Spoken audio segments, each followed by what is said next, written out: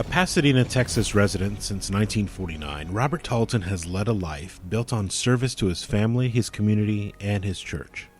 His professional career has taken him from serving his country in the United States Air Force Reserves at Ellington Air Force Base to protecting the streets of Pasadena as a police officer, a prosecutor, a city attorney, and a municipal judge. He served with honor and distinction for 16 years in the Texas Legislature. Now, this longtime community leader seeks to serve his city as mayor of Pasadena. Robert Talton joined the show to discuss his qualifications and plan for the city, and how his vision differs from that of city leaders of the recent past. Coming up next on the American Chronicles.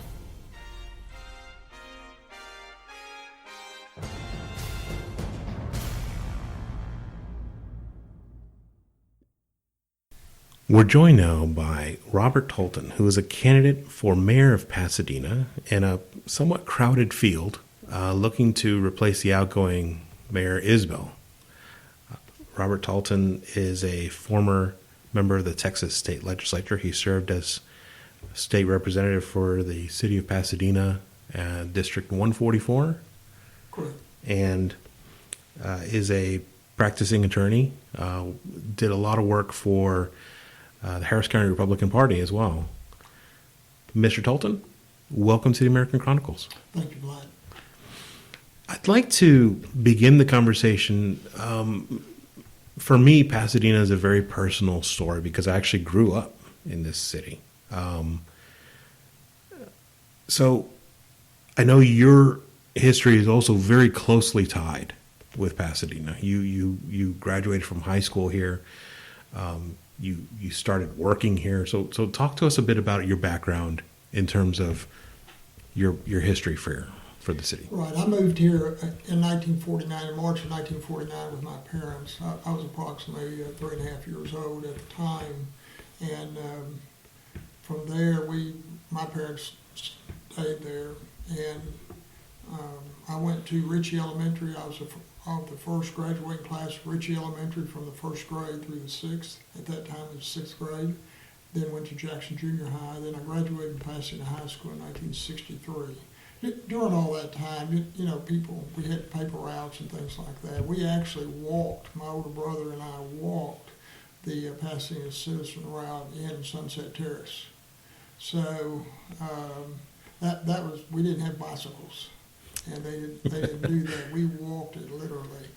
And from there, went to Pasadena, graduated in 63, then went to St. Center Junior College for 2 years. And then from there, I went into the service, Air Force Reserves, and was in the Air Force Reserves for 6 years. And then when I came back from you have a 6-month active duty, and so I came back to Ellington. And then I had worked at Foley's, which I understand now is getting ready to close. Yeah. But I worked there when I was 17, 18, 19, and I think, again, when I was 21 or 2, right before I went on the police department. I went on the Pasadena Police Department from 1967 to 1970, almost 3 years. And the reason I got on was that I had gone to church at Ritchie Street Baptist, which is on the west side of Pasadena, right there in Sunset Terrace, for over 50 years. But my Sunday school teacher when I was 12 years old was, I don't remember if he was a sergeant at that time, but when I went on, he actually was chief of Pasadena. And so I worked 3 years in the Pasadena Police Department. I worked the day shift, the evening shift, and my last year was on graveyards, which was interesting. This is a time before Gilley's, and it was actually called Shelley's. And so there's not much that you don't see on graveyards. I mean, I've investigated accidents that people died in. We've had stabbings, shootings, whatever. So it kind of opens your eye and grows you up pretty quick. From there, I got into a scrap at Southmore Emergency Room with a guy that was drunk and peeled up. He had actually knocked out his wife's 2 front teeth. And got a scrap on him trying to get the child away from him. There's like a several-month-old baby. And hurt my back, had major back surgery in December of '70, and I finally figured out that I'm going to have to use my brain and not my brawn to make a living. And so I went back to U of H. And then from U of H, when I graduated in 1971 with a Bachelor of Business Administration, I then went to work for a year and a half as an accountant, and then got into law school at South Texas College of Law and passed law school in 27 months. And my first job out of law school was police legal advisor for the City of Port Arthur Police Department. And that was another interesting thing. And then from there, I came back to Pasadena and worked for the City of Pasadena for approximately 2.5 years as a prosecutor and an assistant city attorney. I did that until July of 1979, and then I went out in private practice. And during the private practice, I was city attorney for several small cities, South Houston and Pearland. Pearland's not a very small city anymore, but it was at that time. It was 28,000. And did private practice until 2005, when I went to work for a firm over off of Richmond area, and stayed there for about 10 years. And then I came back here to do my practice. And we're speaking with Robert Talton. He's a candidate for mayor of Pasadena. You can find his website at taltonformayor.com. I'm sure there's a link there where people can donate or follow your campaign, be volunteer, that sort of thing. You became an attorney, but people in Pasadena probably remember you most for being their state representative, for being in the legislature for quite a while. I was. I decided to run. It's a funny story. That's kind of a funny story. One of my neighbors down here, who was down here, they just moved a couple of years ago, is Gail West. Gail and David. David was a district judge here in Harris County for a long time. Gail at that time was vice chairman of the Republican Party of Texas. And they were looking for someone in 1992 to run for state rep as an open seat. Basically, been a Democrat seat, but it was close. And so I got a phone call because at that time I didn't live in Pasadena. I lived in Deer Park. And I said, well, tell me about it. And she did. And I says, well, how about me? I think I was the 15th candidate that they talked to do that. And so when that occurred, it took us about 5 minutes to make a decision that we were going to run. And we did in 1992. I actually lost on election day. I lost by 882 votes, I think that's correct. And then a day and a half later I won, because that was the year that we had like 42 or 3,000 write-in votes. And that campaign was run right there by Sam Raven at the corner of Cherry Brook and Burke. And so of those votes, I got 86% of those votes, and that's how I won by 77 votes on a Thursday after the election. That's certainly a story to tell when you're coming into the legislature in terms of comparing victories with other freshman rivals. Well, it is, especially as a Republican. At that time, there was 92 Democrats and 58 Republicans in the House, and so they filed what's called an election contest. And so my opponent thought he was going to win because he was a Democrat and I was a Republican, but legislature doesn't work that way. In campaigning, it is, but when you govern, then you govern basically by liberal conservative in ideas, and that's how they do it. And so I was fortunate that the incoming speaker, I had pledged to him, and my opponent had pledged to him and his opponent, and he knew that. And so I think that probably helped a little bit. The committee voted 9-0 to seat me, so I was able to do that. Okay. And so I served for 16 years. My deal in the legislature was I knew the rules, and I thought that was important. And I'll tell any of the other state reps that if they're interested to learn your rules, and I did. When I was there, I passed over 50 bills, and I don't know how many amendments. I didn't keep up with the amendments, but it was a lot because I knew the floor procedure pretty well. How would you compare the atmosphere, the environment of the Texas Legislature at that time to what it is now? at that time, it's a little different. As you know, during that time, pretty much treated as okay. As a freshman, you're going to pass one bill, and that's a given, and they'll make sure that occurred at that time. I was in the transition period. In 2002, we went majority Republican. So you basically, in 2002, we had just gone through a redistricting, and then in 2002 election, after the redistricting, you elected 88 Republicans and 62 Democrats, because there's 150 members in the legislature. And so, kind of new, we elected the guy for speaker. He was the first Republican speaker since Reconstruction. And a guy named Tom Craddock. And so, we all became chairman. Some of us did. Some of them had been chairman under the Democrat, but I became a chairman. And I was a chairman of what's called Urban Affairs. And Urban Affairs basically handled all the municipal city legislation in the state, all the police, and all the fire. That's kind of where you get a knowledge of what the other cities and fire departments and police departments were doing. And if you combine that experience with your personal experience of working as a police officer, you have a pretty clear eye in terms and understanding of what happens at the root of cities on the streets themselves, not only for residents but for the municipality itself. No, I do. I like I said, as you know, I rode as a police officer, and you saw everything basically north of Spencer. I know the area well because you rode it for so long.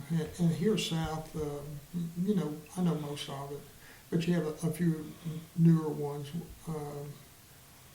Housing additions and stuff that you know where it is approximately. But yeah, I did that, and then one of the things that I have over anybody else is they've never read the city ordinance. I have. They've never negotiated, in lieu of tax contract. I have Right. with the industry. So there's certain things that I've done that others have not done in their life experience. You have experience working as a police officer, as a city attorney, as a municipal judge. So in a very real way, you've experienced multiple levels of city government, of city involvement. Right. How does that experience translate into moving forward on what could be considered to be City Hall purview? Because in a very real way, City Hall tends to operate at a different level, removed from the daily function. There needs to be a more long-term vision. So how would you view those things going together? Well, you learn what each of the departments do and what each of the functions are, whether it's the city charter. I can't tell you how many times I've read that. Or the city ordinances, because you're the one that enforced it when I was a prosecutor, and so you kind of learn that. Actually, the city attorney that's there now replaced me as prosecutor. When I left as prosecutor, went over to City Hall. I bring the experience of knowing the law as such, or knowing where to find it. Being involved in it that others would not have. I've worked in the city. I know the city departments. I've been in them. I haven't necessarily worked them all, but I know who they are and what their function is and what they're supposed to do. So I think I'm a little different in the sense that I can hit the ground running. And what it also does, from my experience as state legislator, as you know, Pasadena's got some areas that need to be improved. Absolutely. And there is a way to do that. And I'm probably the only one that really understands how to do that, what you need to do. I don't think any of the others do. What would you say is, I guess, how can I put it?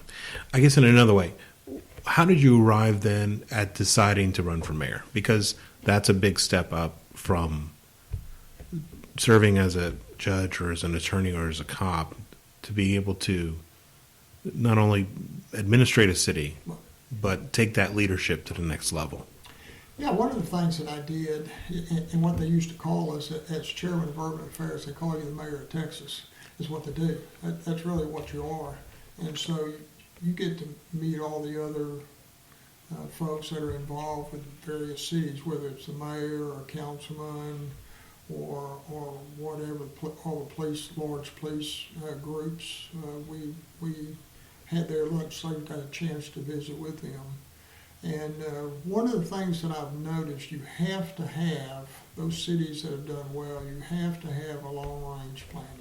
Right. You have to do that. And I don't think that's been going on here. I know they have a planning department. I know they've tried several opportunities probably over the last 30 years, 35 years, various mayors and council have, to try and help the north side, what I call the north side. Some people don't like that, but it's north side. It is. And so, and it didn't work. Chamber of Commerce tried a plan called, I believe it was RUDAT. And then before that, I think one of the mayors tried Econocourt. There may have been one other. So you have to decide, what are you going to do? Right. And how are you going to do that? So you have to put people on these committees that have that foresight, not just, hey, this is his group and he's going to do this. Well, you've got to have some foresight of, where are you going with the city? What do you want to do with the city? And I want all the city to prosper as such. One of the bills that I was able to do when I was there in the legislature basically has given Pasadena what you'd call it's downtown. I mean, if you really thought about it now, the downtown of Pasadena is Fairmont and Beltway. Yeah. And that is because in 1993 we passed a bill that transferred from the Texas Toll Authority to the Harris County Toll Authority $80 million of junk bonds and all the right-of-way that they had everywhere. And so shortly after that is when they began building the Beltway. And as you know, that is where most of a lot of our businesses are. I remember seeing that area transformed from nothing but prairie into multiple businesses, and then Walmart came in, and after Walmart came in, it's like the place exploded. It did. We passed the bill in 93. It was myself and Fred Ballsey in the House, because Fred had it on the other side of the channel. That was his district, and mine was here. And so we thought it was well worth it to do it, and obviously it is. I think, and that can be checked, but I think that a lot, and I've been told like 90% of our sales tax in the city is from there. No. Now that compares kind of in a very negative way from what happened on the north side, because I remember maybe 15, 20 years ago, there was this huge effort to reopen the El Capitan Theater and redevelop that strip there along 225. And it sat vacant the entire time. And then just recently when I drove past there, the facade was, the neon sign had been removed. All the artwork was basically just neglected. I don't know if that's part of what you were talking about in terms of no long-term vision or failure to accomplish the plans that were put in place as compared to what happened at the corner of Fairmont and Beltway 8. Right. Well, that's part of it. And I don't remember, it may have happened in 2 administrations, but one of the things what was supposed to happen up there was to put the money back into Capitan. A lot of the people wanted to make it where that you'd have a lot of the country western singers right. to come in there on a weekly basis or whatever, 2 weeks or 2 days a month, kind of like they do in Liberty. They make a round in Alvin, Liberty, and Lake Jackson, and some of those areas like that. And so that was one of the thoughts, and they put several $100,000 into that, and then just let it sit. And and that's kind of what I mean by you got to have a plan. Right. You got to be able to execute it. You have to have the monies to do that. I think we probably spent enough money on consultants and so forth to be able to do this. So I know what built Houston. If you look at Houston right now and you see what they've done on the inside of the 610 loop, the values are going sky high. Mm-hmm. And you're getting a lot of those 3-story condominiums being built. In the Heights area is one of the main areas to look at. And it's just very surprising. An $8,000 lot in 1950 is now probably $250. I know it was at least $230 because I sold one of them through probate. And so it can happen if you handled it right. Right. And so I think I'm the only one that knows how to do that and has been involved in some of that. So does that underlie your decision to run for mayor? Was that mainly one of the main motivations, that you realized that you had the background, the skills, and the vision to be able to move forward? And how and why did you decide? I did. Well, that's part of the decision of how, and the why, quite frankly, was we had kind of had one of our guys picked out to run, and he didn't make it a year and a half ago as an at-large councilman. And so when that occurred, you kind of started looking at, well, who else? And then another one of our councilmen that was an at-large chose not to do that. And so you start looking around and saying, well, wait a minute, these guys don't have any experience on what to do. Right. There's still some things I'd like to do. I've got the knowledge of the city, and I've got the will to try and do that. I have the connections. If you have to do legislation, I can do that because I still know a lot of those folks up there. So right time, right place, right person. It is. That's kind of how I thought. Yeah. A lot of these guys have been running for a year and a half. We started a few months ago, and with 7 people in the race, I think we're going to be okay. We're speaking with Robert Talton. He's a candidate for Mayor of Pasadena. You can find his website at taltonformayor.com. There's lots of information on his background, his history, his plans for Pasadena, and a place there where you can either volunteer or donate. taltonformayor.com. Mr. Talton, I'd like to talk to you about some challenges faced by Pasadena. Obviously, you have a disconnect between the southern part of Pasadena and the northern part of Pasadena, something that you actually referenced a little while ago. There's been long-term difficulty in getting economic revitalization to the north side. It seems to have happened organically, like you were talking about on the south side, Fairmont and Beltway 8, where decision made by the legislature allowed the free market to come in, develop, provide economic incentive to create business opportunities and employment opportunities for lots and lots of people. I don't know how many people are employed there, but I would say it's easily in the hundreds, maybe even into the thousands. But you haven't seen that same energy and that same impetus to the north side. So that's one challenge that you face. You also face a growing population that is increasingly demanding additional resources. You have issues with you have criminal elements coming from different parts of the metropolitan area surrounding it, and maybe affecting the way the police department is structured and needs to respond.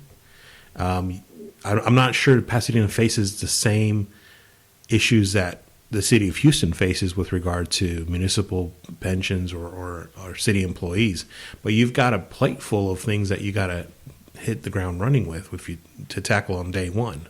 You do. The mayor on day one is going to have to do a couple of things.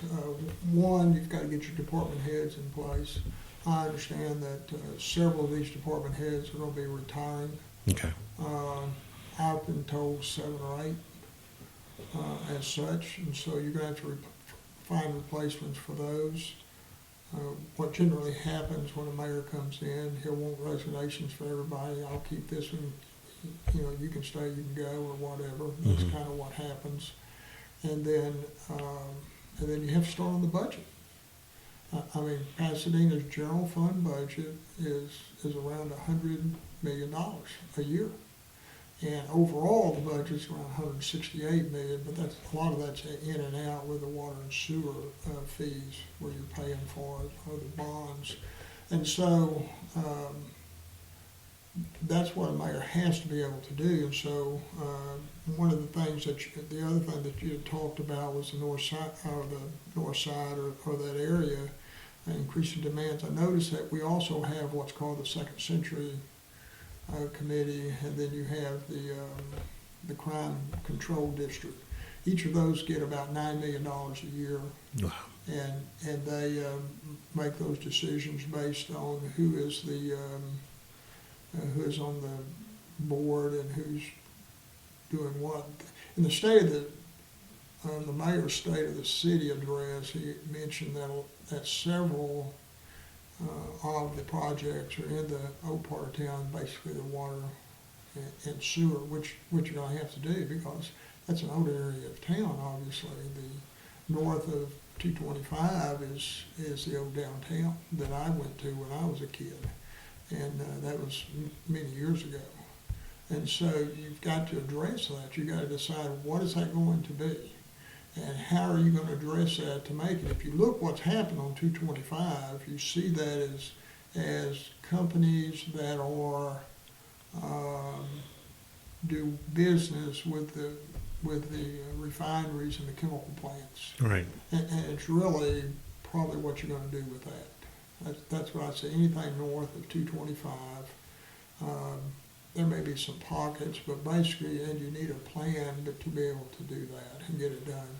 You probably didn't know it, because there's not many that remember. 225 actually was supposed to go into downtown Houston. I actually read a book, and it illustrates where it ends there at Harrisburg. That's correct. And it's supposed to go straight in, but that's correct. And it did not. Yeah. Now, can you imagine what would have happened if we were able to do that? And you would have 3-story condominiums all along 225. Is where you complete revitalization would change. Absolutely would be, just like you're seeing in Houston right now. But Houston did it a little. They did it. The first district, they did the improvement district. Some of them call them management district. Some of them call it improvement. The first improvement district was there at the Galleria area. And I think it was John Breeding, I think was his name. That may be close, but I've met him years ago. He's still there, I'm told. But he's probably the one that knows the most about how to handle how they did it. Because I'm sure they tried things that didn't work, and now it looks like they've got the Galleria area, a pretty nice area. They do the streets, they do the lighting, they do whatever. And then get back to Pasadena as such, if you have crime areas, the police department may have to be looked at to be restructured to deal with that, which Houston is dealing with now. And I don't want Houston, and I hope Houston doesn't become, and I think it will be, like Chicago, for example. You've got to address it. You can't just let it sit.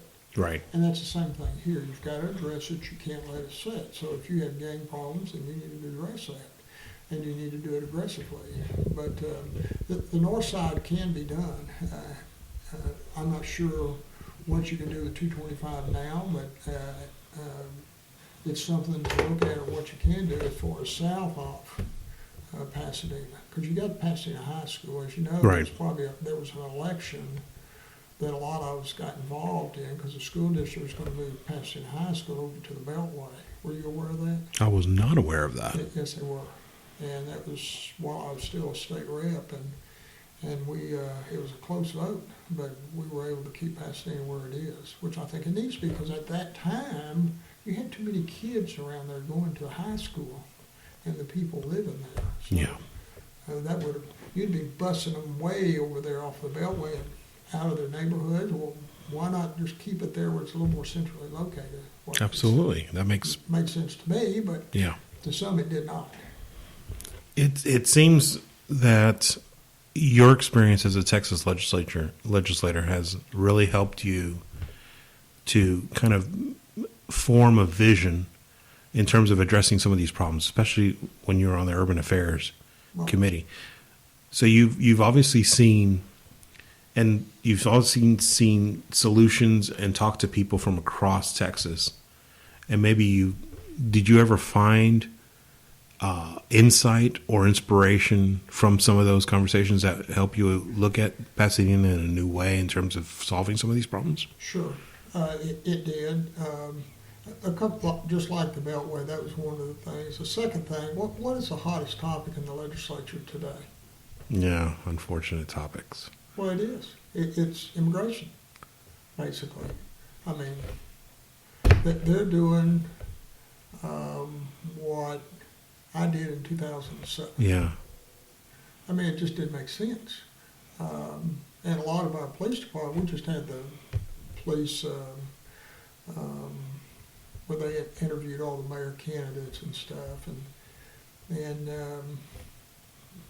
kind of listened to what they said. They said, well, we don't inquire about victims, what their immigration status is, or anything like that. And, we're going to investigate, and you should investigate. If you have a victim, doesn't matter where you're from, in that sense, you need to go after the perpetrators, the suspects that did that, and then find out who they are. Then you inquire about them, and now you have an eye say, well, come and get them. When I was a Pasadena policeman, we didn't worry about that. We just, if we found out you weren't a citizen, we'd call ICE, and 2 or 3 days they're gone. And that's really what's happening again. But because when you're here illegally, and if you believe that Pasadena or any city or our country is a country of laws, and you're going to be laws, then you ought to think about enforcing them. And that's one of the laws that you break when you come here illegally. And I don't care where you're from, doesn't matter.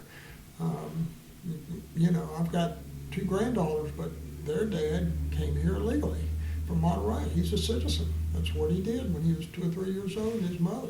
So it can be done if you will do that.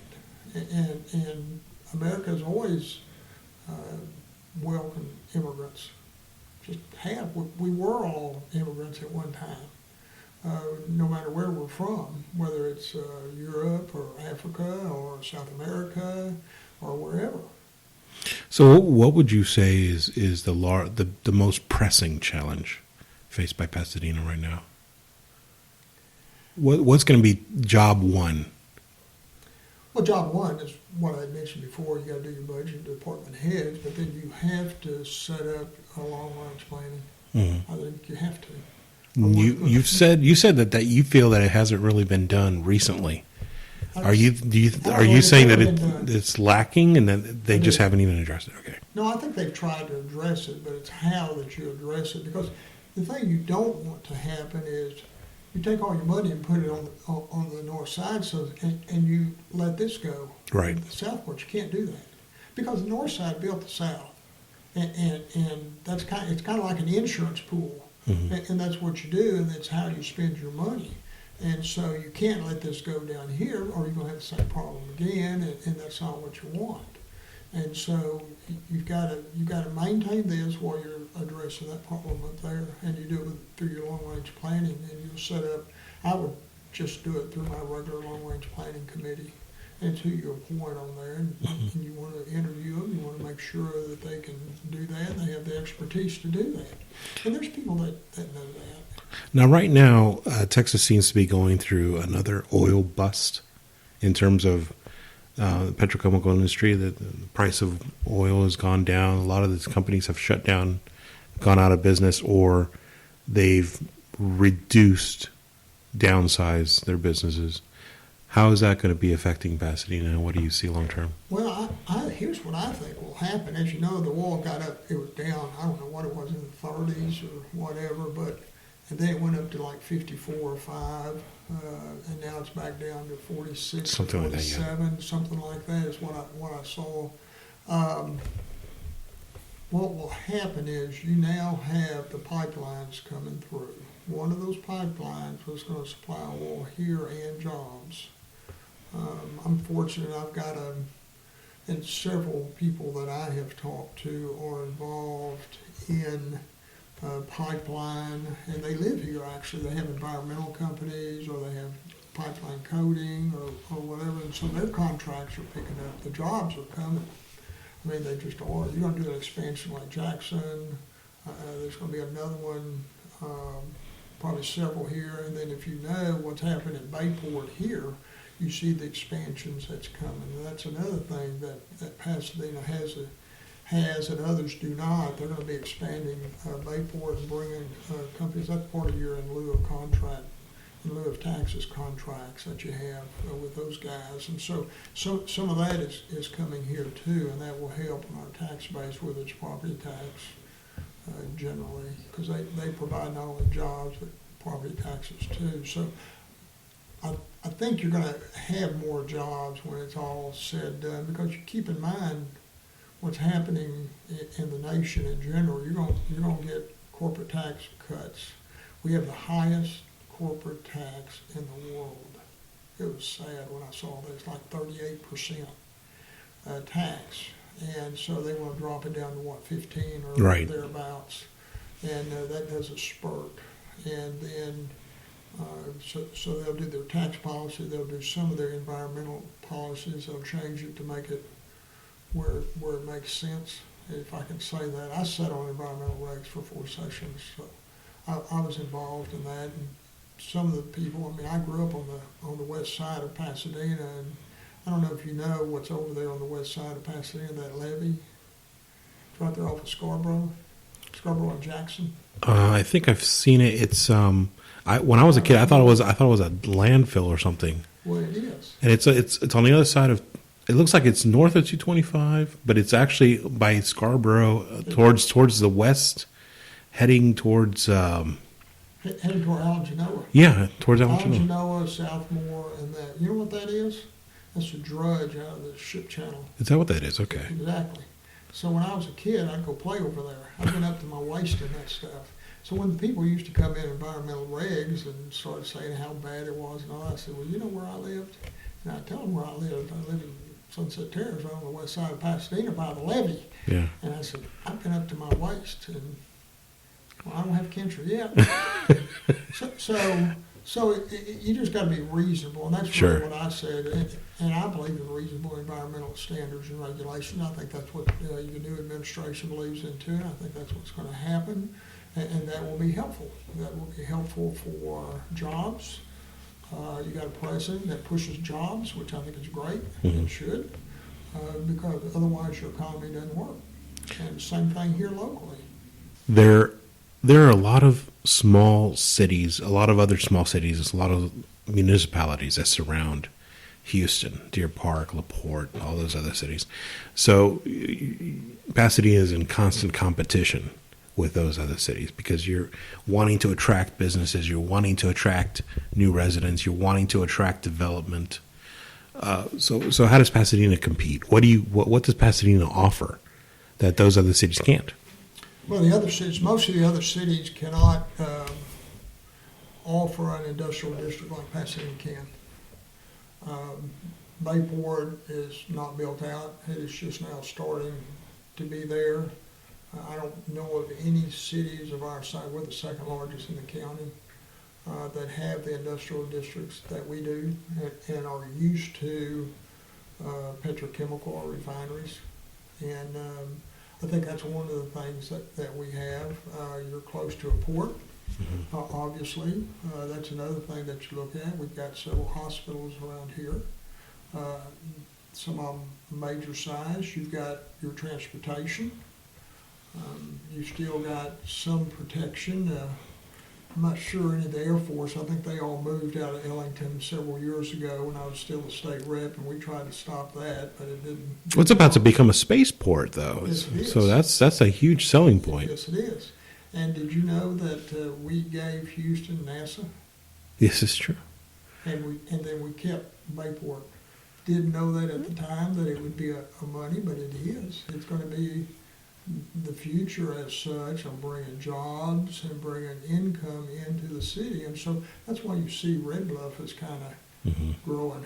And the other thing, Red Bluff is going to be probably a 4-lane. You probably wondered why all that wide right away there on Red Bluff, that was supposed to go all the way into 146 eventually, Wow. from 225 to tie that all in. Because when I was still state rep, and I think Robert Eccles was the county judge, we had talked about that. They were talking about making it a toll all the way down there. I remember thinking about that as a kid. My dad mentioned to me that the road could be greatly expanded for increased traffic, and it could very well be Sunday. It could, and the right of way is there to do Right. that. And so it may well be, as you know, Genoa Red Bluff is 4 lanes all the way to Old Galveston.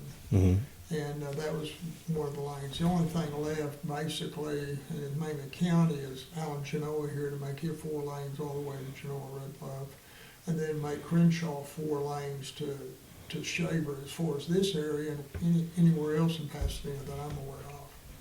So that would be to move the traffic. One of the other problems that I see here as I've campaigned is interesting.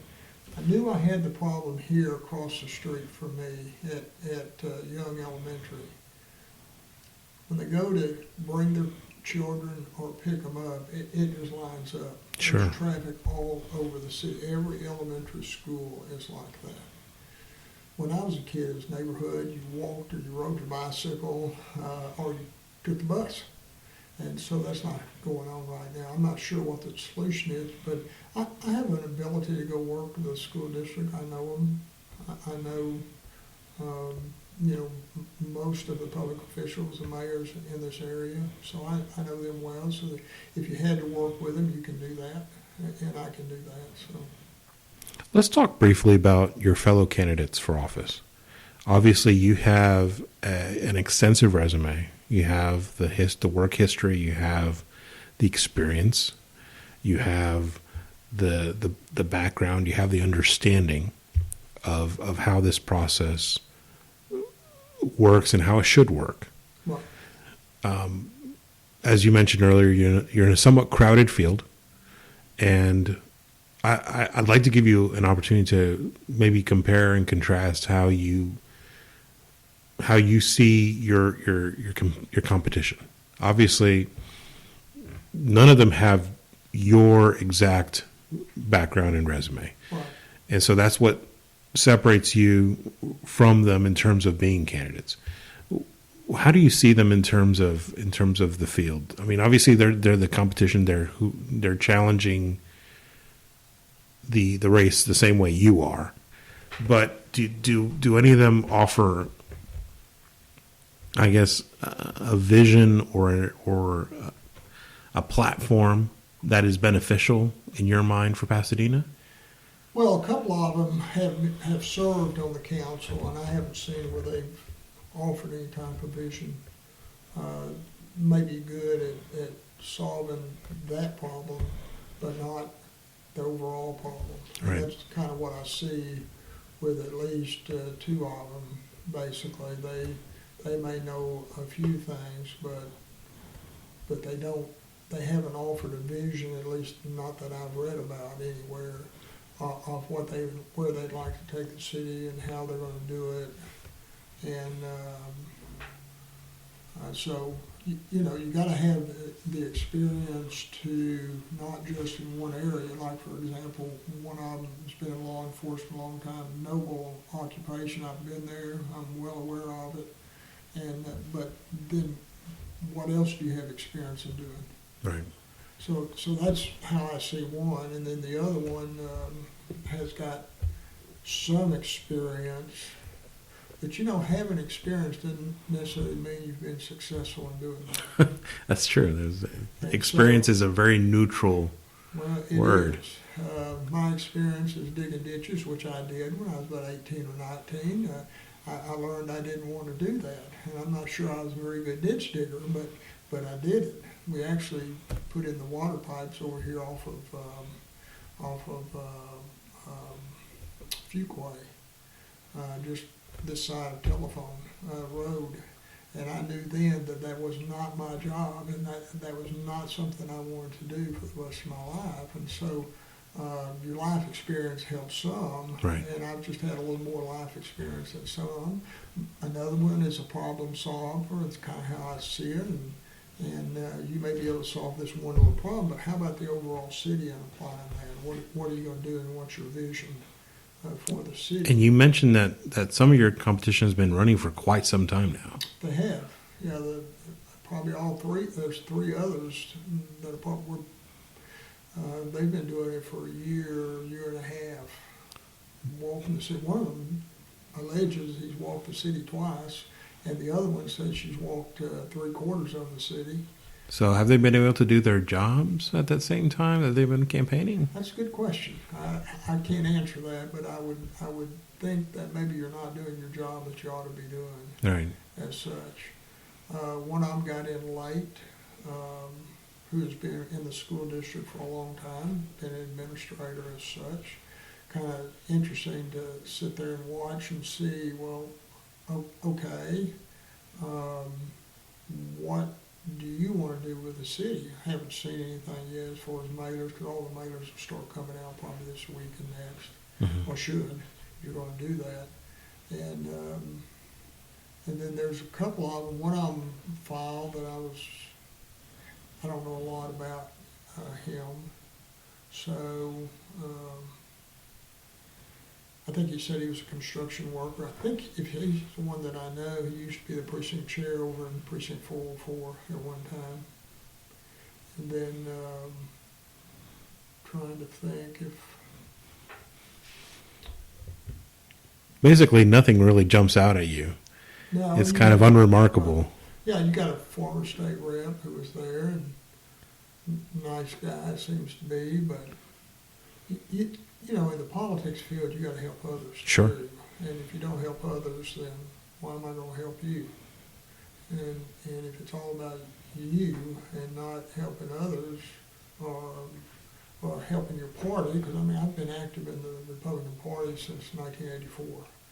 In various areas, whether I was a precinct chair or a delegate or a national delegate or as a state rep or as general counsel for the Harris County Republican Party, which I was. So you kind of get a feel of where everything is. Let's talk. I guess in concluding this interview, we've been speaking with Robert Talton. He's a candidate for mayor of Pasadena. You can find his website at taltonformayor.com. You're anticipating a victory. You're anticipating taking the office. What does Pasadena look like after the first term of Robert Talton as mayor of Pasadena? What do you foresee? What's your vision of the future? Well, my vision would be that you go in and you do your long-range planning, you set up your agencies to, for example, one of the things that used to happen here, your sewer or your storm drainage cleanouts, we used to do divide the city up into quarters, and you send there and clean out the pipes just periodically.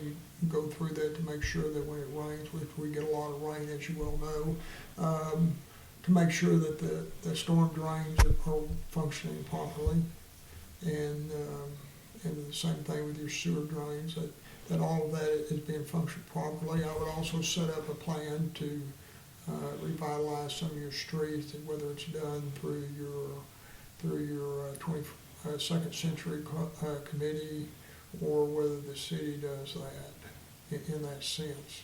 So you have to have an ongoing plan, that part of your long-range planning to redo streets, water and sewer, because, and I kind of look at that, you got to have it, somebody knows what you're doing. They redid Edgebrook over here a couple of times before they finally got it right, to where that it wasn't 6 feet of water when it rained a little bit.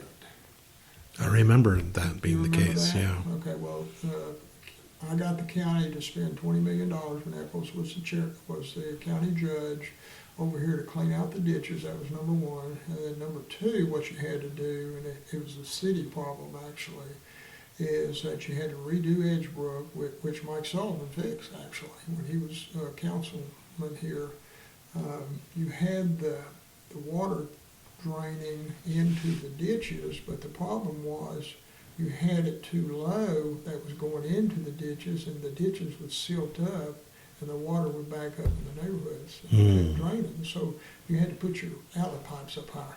That's what you had to do. And so they finally did that, and it works.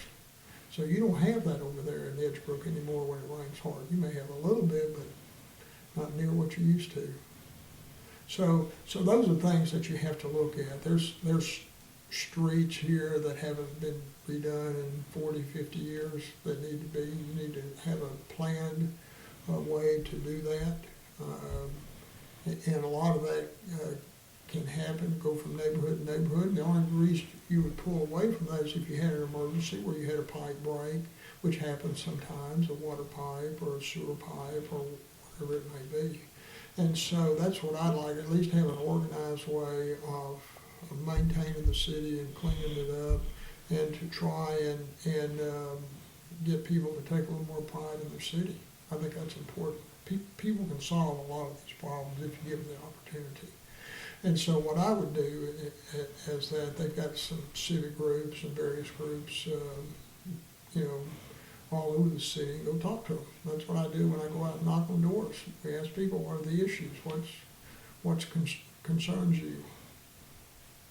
It's one of those things where addressing some of these smaller concerns, some of these smaller problems, gives people the opportunity to see that things are happening, that things are changing. Because when you keep going down the same bumpy road, and you keep seeing that same ditch overflowing every single time it rains, and you keep seeing, those street lights are always out or that stop sign's always down, it takes away the opportunity to feel hopeful about change or positive about change. Right. Well, in another area, if you remember, it was down on Spencer, right there where those apartments are in the S-curve. I can't remember the name of the street. Tamar. I think that may be it. That's close. But they used to flood all the time. It's right there with Vince Bio. Okay. I'm sorry, Armand Bio. It's Armand Bio as you go down to Armand Bio. Mm-hmm. And it was flooding all those houses and stuff. And so eventually we got the flood control to buy up those houses. But then if you'll remember, right there behind the post office there on Spencer, they built a huge retention pond. So they put several retention ponds on down Armand Bio to solve the problem of the flooding over here, because Spencer was higher than the neighborhood north right there. So that solved most of that problems. And so those are some of the things that we were able to do when I was a state rep also. So it got solved. So I like to try and solve the problem. I don't want to put money into somewhere that's just, treating the symptom and not the overall problem. We've been speaking with Robert Talton. He's a candidate for mayor of Pasadena. He's one candidate in a crowded field, seeking to replace the outgoing Mayor Isbell. When is the election? Election's May 6th. May 6th. Correct. So just about a month and a half away or so. It is. Okay. And it's does it go to a runoff if no one gets over 50%, or is there a plurality? Or no, it's a majority. You have to get a majority, so it'll go to runoff. Okay. What do you anticipate there? Is it a two-candidate runoff, the top two finishers? It will be the top two finishers, so you want to be in one of the top two finishers? No, absolutely. Obviously. So you're anticipating it going to a runoff. So when would the runoff election be held, or is that still to be determined? If I remember right, it used to be 30 days. So 30 days. It probably is 30 days. I don't think they changed that. At one time it looked like they were trying to, but I don't think that happened. I think it's still 30 days. Okay. Well, we've been speaking to Robert Talton. He's a candidate for mayor. You can find his website at taltonformayor.com. There's space there for anyone who wants to volunteer or donate to the campaign. In the meantime, the election is May 6th. Mr. Talton, thank you for joining us again on the American Chronicles. Thank you. Well, that brings us to the end of the show. Check out my website, vladdavidyuk.com, and make sure you follow me on Twitter at vladdavidyuk. Please give our show a great rating and review on iTunes. It really helps other people find us when they're searching for a show that they might love. As always, until the next time, remember, eternal vigilance is the price of liberty, and freedom is never more than one generation away from extinction.